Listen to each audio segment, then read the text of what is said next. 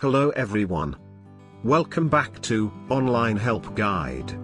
Today, in this video, I will be showing you how to clear search history on Instagram. First, open the Instagram app on your phone.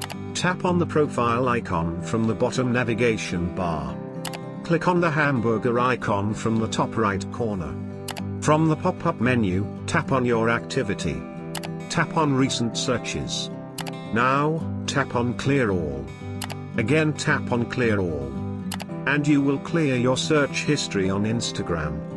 Thank you for watching Online Help Guide.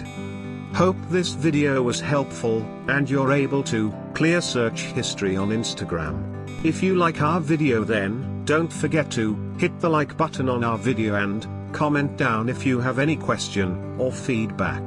Also, if you are new to our channel, please subscribe and hit the bell icon to our channel.